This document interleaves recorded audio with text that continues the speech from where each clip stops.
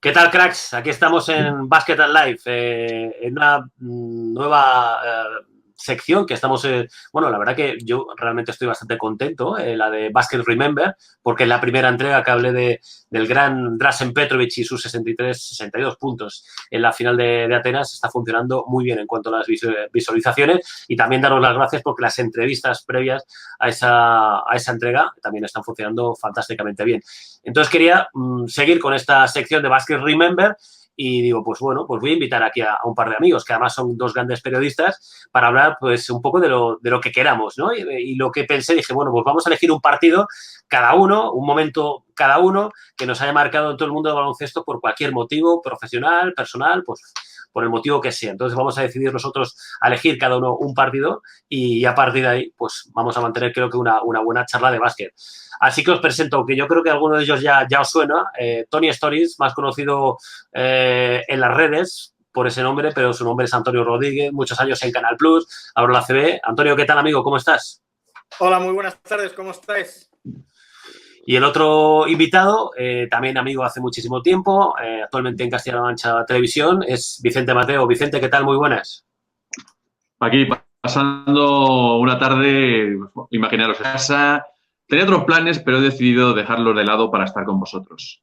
Pues yo te lo agradezco, porque claro, un día como hoy, No era tan soleado, bueno, pero está... me ha costado, ¿eh? Toda Me la ha costado gente... decidirme. Cuando me dijiste, vamos a hablar un rato de baloncesto con Rodríguez también, digo, es que hace una tarde tan buena para darse un buen paseo, tomarte una cervecita, pero bueno, venga, vamos a sacrificarnos por el bien del baloncesto. Vale. Yo estoy también descubriendo esta aplicación, así que quería poneros en grande según ibais hablando. No ha podido ser, pero en cuanto me vaya yo enterando, porque, por ejemplo, aquí se puede pasar aquí, y nos vemos los tres, un poquito más repartido el asunto, pues yo creo que es una buena forma, ¿no? Para así ya tener un conocimiento y una vista de los demás. Empezamos, por ejemplo, si os parece este juego contigo, Antonio. ¿Qué partido has elegido tú? Pues yo uno de los que más me marcó y más recuerdo, con muchísimo cariño además, porque me descubrió mucho de muchos aspectos en muchos sentidos, ¿no?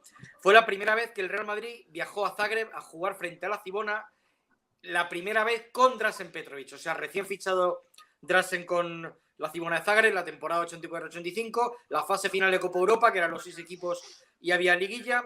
El primer partido de todos fue al equipo en teoría menos favorito, que era la Cibona de Zagreb, y aquello que me encontré, aquel pabellón, aquel Dražen, que era la primera vez que le veía en club, aquel escenario y cómo fue transcurriendo el partido dentro de un marco que luego ya más adelante, entrando en detalles, iré comentando, me pareció algo totalmente nuevo para mí, porque eso, siempre digo que hay un antes y después de los Juegos de Los Ángeles. Te gusta el baloncesto, lo sigues previamente, la liga anterior fue un petardazo, pero después de los Juegos de Los Ángeles ya fue una atención total sobre todo el baloncesto, el mundillo, la liga, la Copa de Europa y todo lo que pudieras vivir. Y para mí ese fue mi momento. Oye, pues me parece una buena propuesta. Voy a cambiar aquí de planito. Aquí nos vemos también más cerquita. Vicente, ¿cuál es tu partido? ¿Cuál has elegido tú?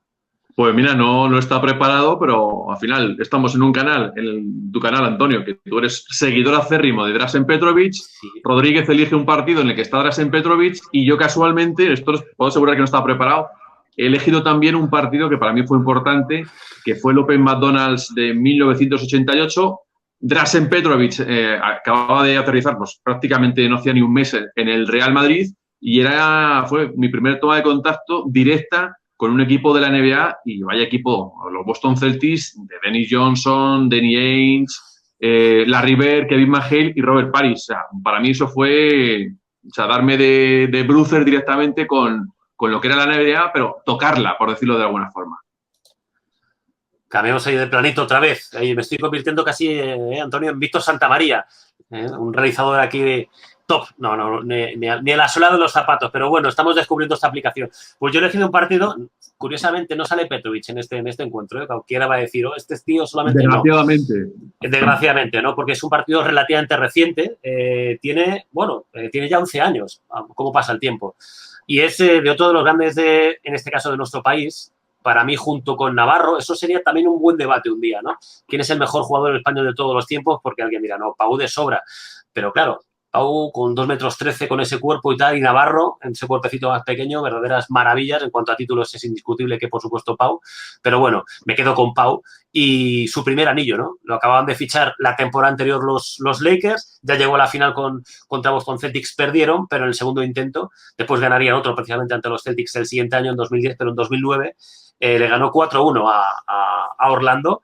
Y la verdad que me quedo con ese partido, entre otras cosas, porque fue el primer anillo para un jugador español y porque tuve el honor, tuve la suerte de poderlo vivir en primera persona. Trabajaba en Cuatro por aquel entonces, los derechos eran de Canal Plus, eran 2 empresas del grupo Prisa y tuve la posibilidad de pedir una acreditación. Y pude ver el partido ahí en persona, in situ, y tener un recuerdo absolutamente brutal. Así que presentados quedan los 3 partidos. Comenzamos con el tuyo, Antonio, para darnos un poquito más detalles. Ilústranos, aunque conocemos bastante, sobre todo los abuelos cebolleta, que somos los 3 que estamos aquí, algunos detalles, pero tú seguro que conoces alguno más. Bueno, es cierto que tú me das mucha envidia porque dices que lo viviste en directo, el partido que has elegido. Yo en mi caso no pude, o sea, no lo vi ni en... Con 14 años yo no lo vi ni en directo porque tenía clases de mecanografía. Entonces recuerdo que delante de la academia donde aprendía a mecanografiar, había una tienda de electrodomésticos donde esperábamos a la hora de entrada y sí tenían conectado con el partido.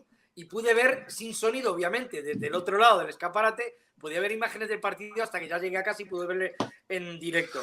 A ver, sobre todo el marco, que es a lo que me refería. Estamos hablando de una época... año 84, en el que lo que más te llamaba la atención, sobre todo a un adolescente, eran los jugadores foráneos, los jugadores americanos que venían aquí. Entonces, tú tenías los ídolos en Essie Hollis, en Ned Davis, en Mike Phillips, en Wayne Robinson. Vale que el Real Madrid un año antes tuvo 2 yugoslavos extraordinarios que te empiezan a enganchar, de Livasis y Dalipagic jugando Copa de Europa.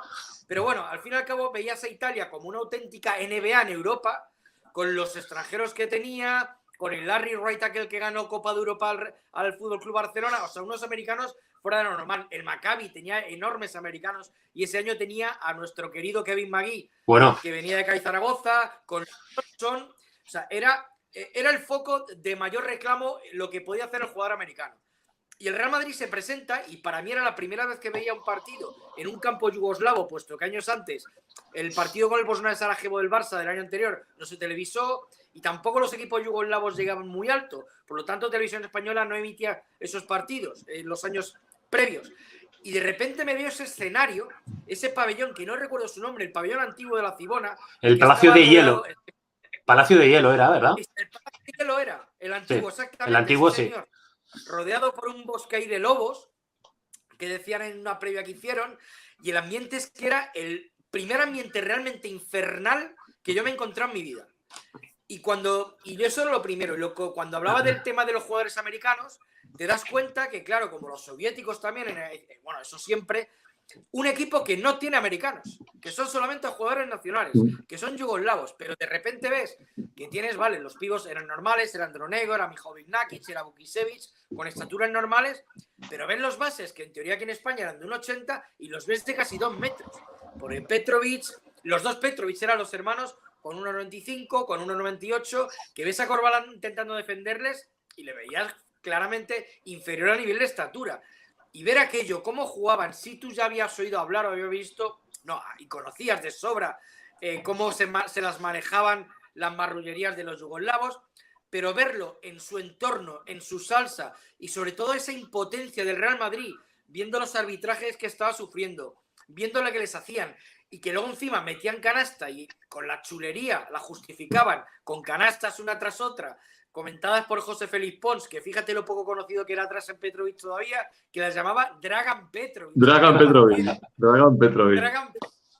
Pues, oye, Antonio, perdona que te corte, yo de esos partidos lo que recuerdo son las movidas constantes que tenía con Iturriaga, que eran míticas. Bueno, eso eran batallas campales, no con varios jugadores del Madrid, bueno, sobre todo los que le cubrían, claro. Con Iturriaga, con Del Corral, con Llorente después, con Corbalán, porque en alguna ocasión, incluso hablando hace poco, en una entrevista también en el canal con Checho Birukov, y él me confirmó que efectivamente que les decía de todo. O sea, que cuando estaba defendiendo, esa leyenda urbana que decía a la Madrid, que era verdad, y que incluso, dice, a Fernando Martín le llegó a escupir como 4 o 5 veces. Era, hablando claro, un cabroncete, por no decirlo, en fin, por no decirle cabrón. Sí, era cancha, desde luego. Pero él era Rodríguez, así, eso el hermano decía Andrés Montes que era realmente el incendiario, el que metía realmente baza. Pero bueno, es que luego cabroncetes, si lo definimos así, por no decir algo, vale, dejémoslo ahí. Svenusic era otro igual. Eran todos del mismo corte, sí. Oye, tenemos un invitado canino por ahí, ¿no? Es mi apuntadora. Mi apuntadora que está por aquí, la pobre, con el encierro. Os podéis imaginar. Oye, una cosa. Lo que estáis haciendo un apunte de lo que estáis comentando. O sea, Petrovic, indiscutiblemente, uno de los mejores jugadores del baloncesto europeo. Pero, Rodríguez, tú y yo lo hemos hablado en varias ocasiones. Lo que es en el baloncesto FIBA, a raíz de lo que estáis ahora comentando, era un auténtico cabrón con todas las letras.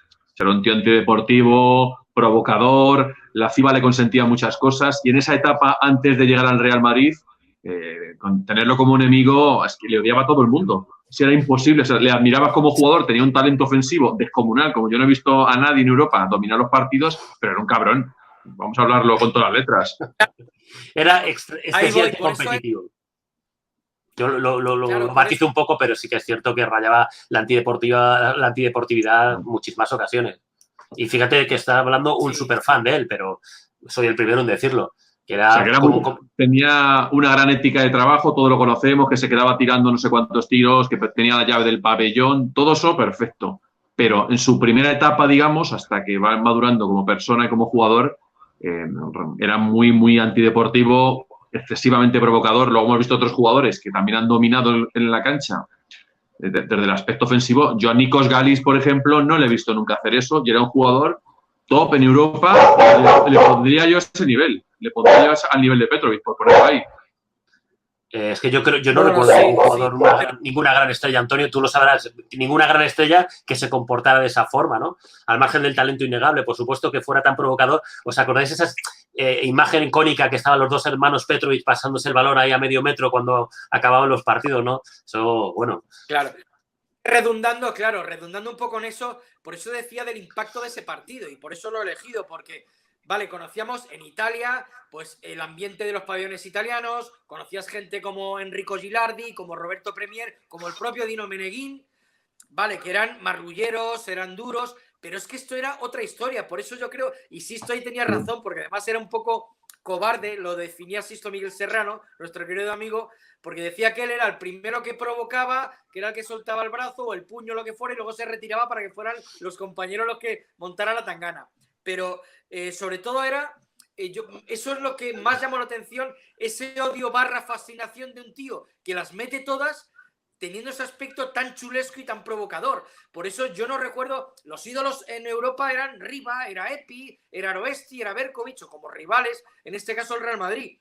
Pero ver ese tío es que era por encima de todo eso, era el genio y por eso yo creo que caló con esa fascinación / odio, un odio como yo jamás había vivido y por supuesto no he vuelto a vivir otra vez a alguien así dentro de cara a los equipos españoles. Por eso creaba lo que creaba, por eso ya sabíamos quién era y era ya el enemigo público número 1, vamos. Fíjate que además estoy pensando, en el Real Madrid solamente estuvo un año y fíjate la cantidad de cosas que le hizo a los jugadores del Madrid, a la afición le ganó un montón de partidos. Precisamente yo creo que la única vez que le pudieron derrotar en un título fue justo antes de venir la final aquella de la Korak, a doble partido, sí, pero la cantidad de afrentas deportivas y sin embargo en un año, porque eso estuvo en un año y después se marchó a la NBA como se marchó, con contrato en vigor, el cariño que tiene todavía el público y el seguidor del Real Madrid hacia Petrovic, a pesar de todo lo que le había hecho. Hombre, y cómo se marchó, ¿no? Yo creo, Antonio, que es ese tipo de jugador que cuando lo tienes con tu camiseta le amas, porque aquí en la ACB también tuvo algún que otro ramalazo, aunque ya no era tanto como cuando estaba jugando con Cibona. Cuando está con tu camiseta lo amas porque, claro, el tío es un competidor nato y se deja la piel en el campo, pero seguía siendo más o menos lo mismo, pero con la camiseta del Real Madrid, claro. Entonces lo veías desde otro punto de vista. Pero yo recuerdo los partidos de aquella época en las que estaba en Cibona, la sensación de inferioridad, porque veías que el Madrid era imposible que consiguiera frenarle. Lo frenó cuando estamos hablando, ese final de la cola que a doble partido, yo es la única vez que le veo un poco más humano y que el Madrid consigue frenarle, pero todos los enfrentamientos anteriores es que los chuleaba. Yo sí que reconozco y recuerdo, por eso, yo sin ser del Real Madrid, pero es verdad que esa fascinación me atrapó más que porque al no ser del Madrid, ese odio a mí era menos marcado. Entonces sí que recuerdo que la fascinación me atrapó mucho más. Y de hecho, vosotros os acordáis también de un partido en el que estaba un poco en su salsa, que fue 2 años después, la final de la Recopa del 87, cuando le gana a las Scavolini y Pésaro en Novi Sad. Sí. Era Novi Sad, aunque era Serbia, pero era antigua Yugoslavia. Entonces era el ambiente igual tremendo y era aquello, pues, y él en su salsa con su hermano que había vuelto otra vez al equipo. Entonces era otra vez todo eso, todo ese odio que se pudiera tener, pero para mí era todo fascinante lo que hacía ese tío, y con la selección era fascinante y nos fastidiaba la selección española, pero me parecía antológico todo lo que hacía. Bien, esa final que dices tú de Scavolini, yo pregunto. El partido en la Cibona lo fue perdiendo durante un montón de minutos, recuperó y remontó al final. Es la única vez que yo recuerde de ver a Petrovic hacer un mate en un partido. Es una anécdota que no sé si era el caso o no, pero que no recuerdo, y fíjate la cantidad de puntos que anotó, pero nunca, salvo en ese partido, le recordaba haciendo un mate. De hecho,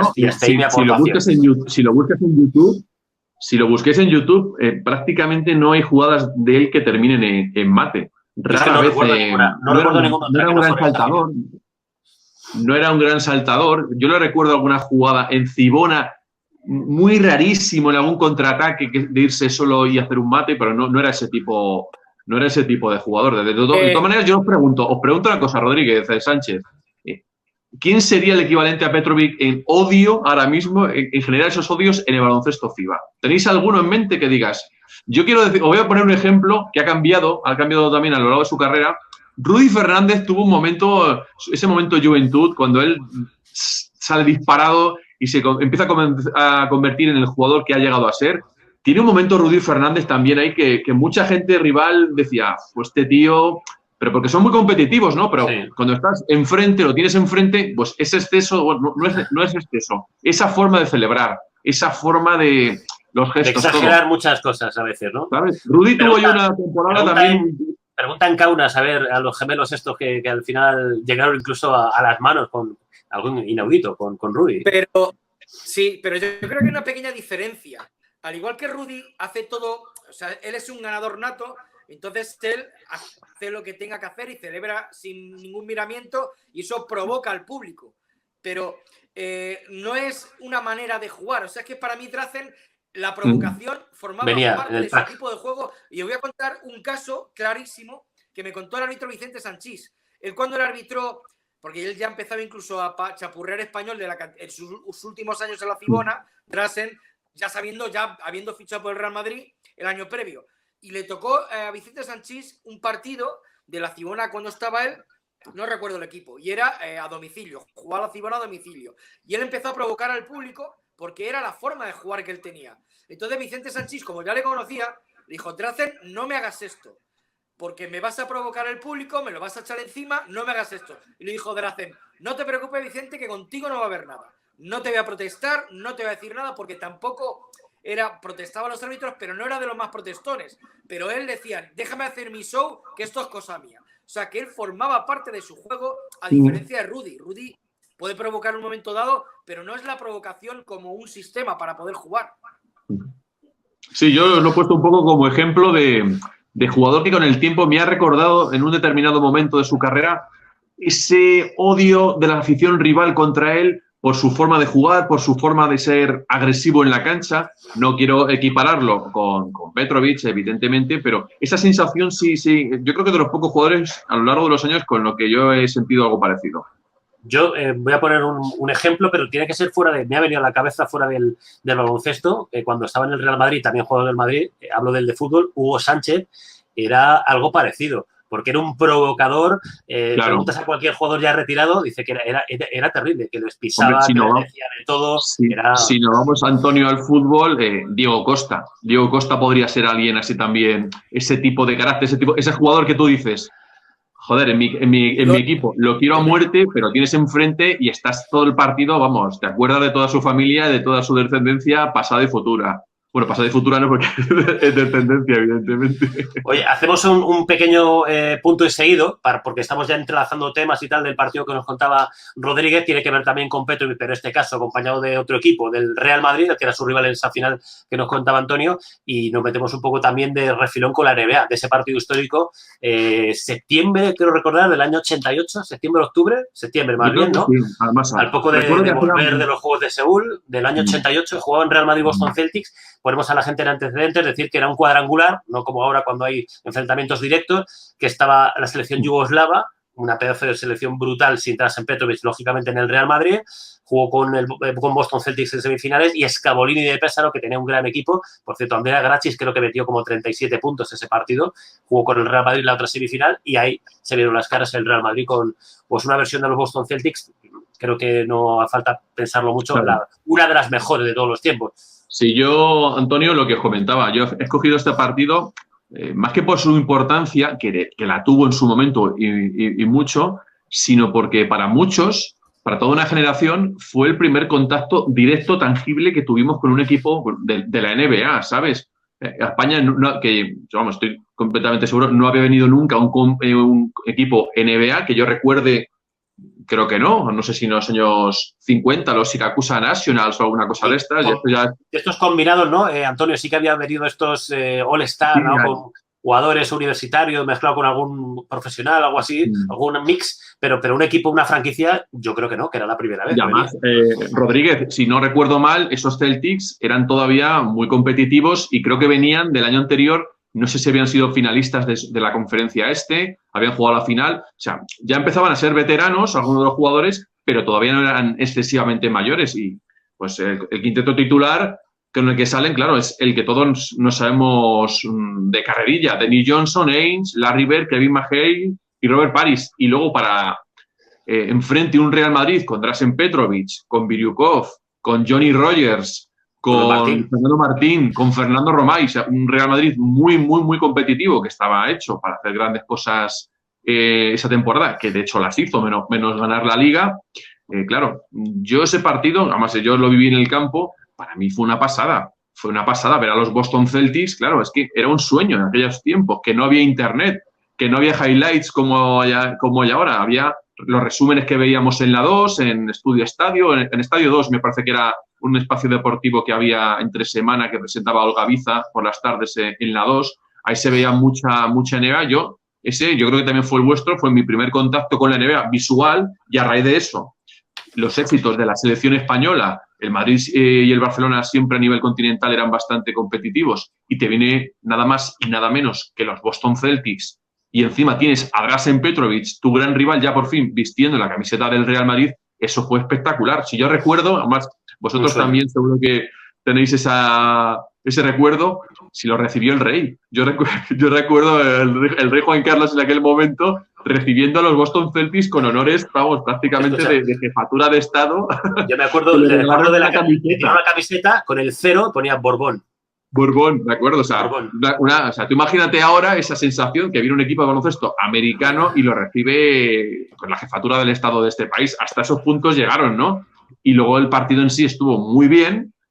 Lo que pasa es que se notaba, lógicamente, la diferencia, sobre todo en lo físico. Era un Madrid que ya creo que había jugado un par de jornadas de Liga CB. Ellos estaban en pretemporada, pero según avanzaba el partido, el Madrid lo intentaba, pero no había forma. No había forma. Fue una victoria, yo creo que cómoda para los Celtics. Tampoco creo que fueron muchos puntos de diferencia. Creo que fueron 16. Digo, creo que fueron 16. Estoy casi seguro que fue así, porque si os acordáis, volvieron a jugar Boston Celtics hace 2-3 años. Vinieron aquí a la Comunidad de Madrid. Y no el resultado en cuanto a numéricamente hablando, pero sí la diferencia fue exactamente la misma. Fue, bueno, pues curioso que pasado el tiempo, cambiaron lógicamente todos los jugadores que había sobre la pista, pero la diferencia entre uno y otro, volvió a ganar Boston, fue la misma. Pero vamos, son partidos absolutamente históricos, de luego. Rodríguez, lo que estábamos hablando de la evolución de él, ¿cómo te diría? Personal, ¿no? Por la madurez. Ya no era el mismo jugador.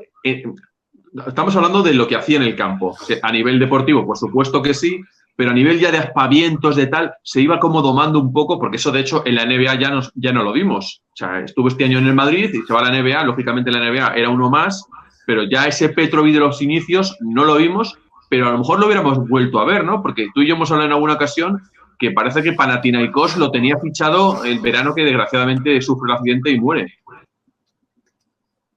Sí, sí, es cierto, sí. Es verdad que, por lo que luego me contaron compañeros suyos, a su llegada al Real Madrid era un poco... él tenía claro, quería caer bien a los compañeros. Entonces él lo primero que dijo, no, Fernando, tú eres el líder aquí y tú eres aquí la persona icono del equipo, y si a vosotros no es el estilo del Real Madrid, no es el estilo de Fernando, provocar, no lo voy a hacer. Él va a seguir animando al público, hacer aspavientos, pero desde otro punto de vista, claro, y muy, muy diferente. Porque él, yo creo, y por lo que me cuentan, que quería caer bien. Lo que pasa que luego puedes chocar en los ecos con Fernando, es cierto. Y bueno, pues sí que lo que tú comentabas de Panathinaikos, pues bueno, fue una posibilidad ahí que quedaba, pero es verdad que ese Open McDonald's, como bien dices, sobre todo porque el marco en España era fantástico, puesto que ya había pasado una temporada de cerca a las estrellas. Claro. Estamos habituados a ver un partido de NBA a la semana, y el impacto de aquel programa fue brutal. Entonces nos lo sabíamos a los jugadores de memoria y eran realmente icónicos. Y eran veteranos. El problema que tuvo ese equipo de Celtics eran que llevaban 3 años o 2 años jugando muchísimos minutos ese quinteto titular y estaba muy castigado porque había poco relevo, ¿no? Pero realmente era algo icónico. Sí, porque Reggie Lewis, pero que seguía siendo el quinteto. Rodríguez, Reggie Lewis había fallecido el año anterior, hace 2 años antes. No, Len Bias. No, Reggie Lewis. Reggie todavía le quedaban 4 años de vida, 4 o 5 años. Sí. Reggie Lewis murió después de un paro cardíaco, pero fue Len Bias. No le recuerdo en ese Open McDonald's a Reggie Lewis, ahora que lo estoy pensando. ¿Vino? ¿Estaba ya en el equipo? No recuerdo ya si... No. Reggie Lewis falleció en el verano del 93. O sea, pero que no estaba en esa plantilla, no había llegado todavía a esa plantilla. Hay que ser el apuntador. Otro seguidor de los Celtics.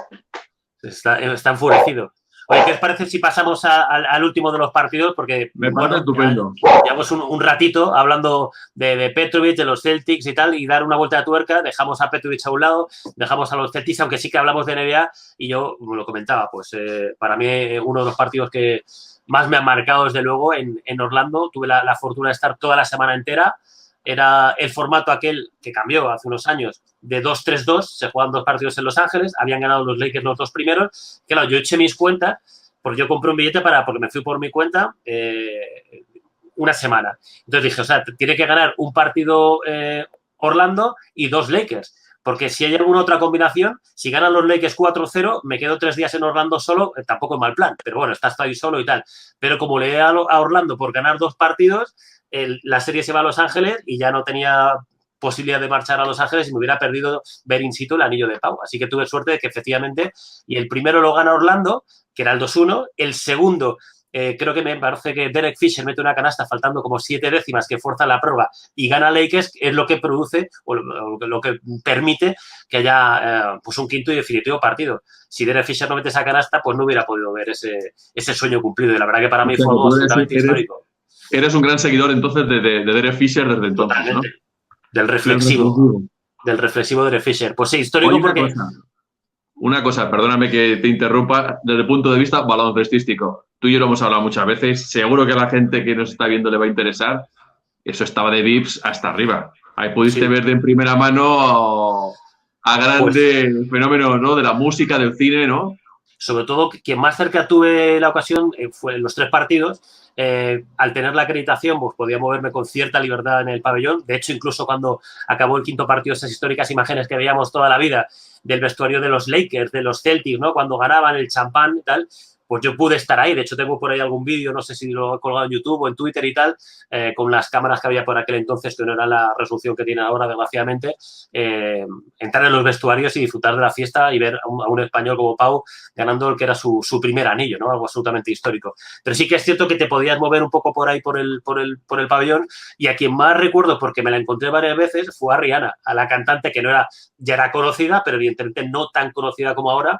A pesar de ello, vi una chica guapísima, bajita pero espectacularmente guapa, rodeado por 3 armarios roperos empotrados de 2x2, con lo cual era prácticamente imposible acercarte, con unas gafas de sol que prácticamente le tapaban toda la cara, porque en una de esas dije, pues voy a seguir, porque había una zona VIP en un descanso, dije, voy a entrar aquí, si está aquí Rihanna, entra aquí va a estar, bueno, van a estar la flor y nata, ¿no? Del mundo del famoseo, ¿no?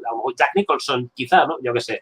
Y entré, y entonces, pues no, había un portero de estos, bueno, un portero de seguridad, y me dijo, no puede pasar, ¿no? Y entonces le enseñé la acreditación y me dijo, a ver, chaval, esa acreditación para ver los partidos muerte por aquí, sí, pero esta es zona VIP y aquí tienes que llevar o mucho dinero o la acreditación que toca. Entonces, hasta ahí, pues llegó la posibilidad de topar con un VIP. Y me acuerdo también que bajando en la cancha que no es la actual, era el Amway Center, donde jugaba los Orlando Magic en esa época, que no es el mismo campo, la misma cancha donde juega Orlando ahora mismo. Cambió, creo que el año siguiente me encontré un ascensor con David Stern y era imposible acercarte a él y tal. Bueno, en fin, dije, joder, como sea, pues nada, me acerqué un segundo y uno de los guardas de seguridad también, no guardas de seguridad, de los guardaespaldas de David Stern, vamos, es que ni me dejó acercarme. Y en esto que vino un papá con un niño, en fin, me llevaba con una especie como de, yo qué sé si era parálisis cerebral, en fin, un problema importante. Y entonces se paró para hacerse la foto y en esas que aproveché yo, ay, please, David, ¿no? Como diciendo, bueno, aprovechando aquí este momento de debilidad y en esto que le hizo un guiño ahí al guardaespaldas y una vez que terminó de hacerse la foto con este hombre y con su hijo, pues hizo una foto conmigo, con el comisionado, que desde luego es, desgraciadamente ya hay que hablar en pasado, desde luego un visionario, un tipo que reactivó la NBA en el peor momento. Así que, bueno, fue una semana y especialmente el día que consiguió los Lakers y por consiguiente Pau Gasol ganar el anillo, verdaderamente para mí imborrable el recuerdo que tengo. Yo creo, Rodríguez Sánchez, que ahora, porque ha pasado el tiempo y lo vemos como una cosa como muy... que está ahí en el pasado, ¿no? Pero fue la leche. O sea, un jugador español ganando un anillo de la NBA, además ya no ganando un anillo de la NBA, siendo importantísimo en el equipo que gana el anillo esa temporada, se quitó el San Benito de flojo que tenía, ¿no? Se come, a Howard se lo come con patatas, que para entonces era el mejor pívot de la NBA, uno de los mejores se lo comió con patatas. Y el año siguiente, en 2010, porque era Kobe Bryant, pero el verdadero MVP de esa final es desde luego Pau. Y desde luego cuando le dan el premio, lo primero que dice Kobe Bryant, dice, a ver, ven para acá. Dice, yo tengo este premio gracias a este señor que está aquí. Lo primero que hace Kobe Bryant, sabiendo que el nombre pesaba mucho, era reconocerle que sin su compañero y hermano durante tantos años, desgraciadamente ya, bueno, pues sabemos lo que ha ocurrido, agradecerle a Pau ese premio. Cuéntame, Rodríguez. Sí, os voy a hacer una pregunta. Yo recuerdo que hizo el intercambio por Lakers y firmó por Lakers. Y recuerdo esa previa que tenía el primer partido en cancha de los Nets. Y recuerdo la redacción de Deportes de Canal Plus, que era como... Éramos muy conscientes que era un día histórico. No sabíamos lo que iba a suceder en el futuro, pero era un día histórico. Y os pregunto, ¿vosotros en ese momento del intercambio teníais el convencimiento que pudiera ser la situación que Lakers, que no estaba muy bollante cuando regaló en el equipo, pudiera haber llegado a la final ese mismo año y haber ganado ya el título el siguiente año? Es que me pareció todo muy rápido todo. No, yo la verdad es que recuerdo que, hombre, todos sabíamos que iba a subir un escalón en lo deportivo, ¿no? Porque en Memphis ya había tocado techo, pero lo que tú dices, esos Lakers no estaban mal del todo, pero no era de los claros aspirantes al título. Lo que pasa es que llega y se ensambla, es un jugador muy listo, lo ha sido siempre, se ensambla perfectamente al equipo, sabe el rol que tiene.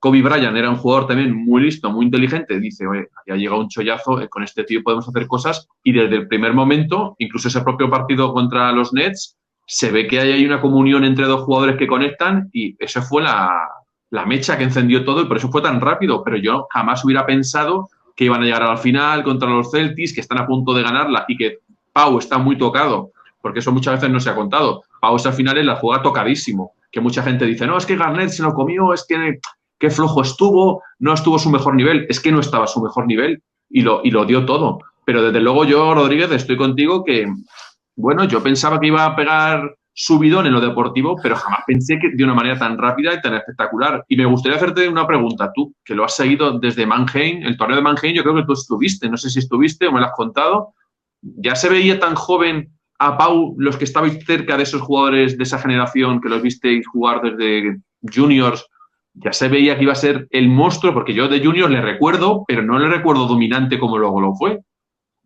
Pues sí, Vicente, la verdad es que fue sorprendente, sobre todo viendo a aquel jugador que pudimos ver en el Mundial o tuve ocasión de ver en el Mundial de Lisboa. De hecho, yo inicialmente lo comparaba con, vosotros os acordáis de él, porque sois abuelos cebolletas también, Ángel Almeida, aquel pívot que tuvo el Barça que luego acabó falleciendo. Era muy alto, 2'14" igual, muy delgado, pero este sí se le veía con más clase. Pero ese carácter que luego mostró, esa capacidad de mejora, yo inicialmente me costó más verla, pero luego mira lo que fue. O sea, ha sido un impacto, pero hasta en los propios Lakers, un impacto a cortar plazos a un nivel, lo que estabas tú comentando hace un momento, pero verdaderamente tremendo. Es que Pau Gasol, por ejemplo, consiguió lo que no consiguieron Karl Malone, Steve Nash, aquel mega equipo que hizo Lakers, que al final se la pegó.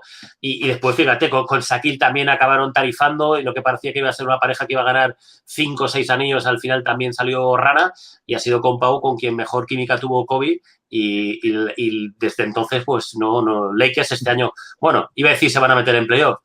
Vete a saber lo que va a pasar, pero desde luego era la única vez en muchos años que tenía pinta de poder hacer algo grande desde la etapa de Pau allí. Es que fue cuando ya se marchó, se acabó la historia de Lakers para pelear por un título, desde luego. Bueno, amigos, para ser el primer día, esta charla de Basket Remember de Abuelos Cebolleta, ¿qué os ha parecido? ¿Os ha gustado? ¿Habéis estado cómodos? ¿Sí? Está muy bien, hombre. Está muy bien.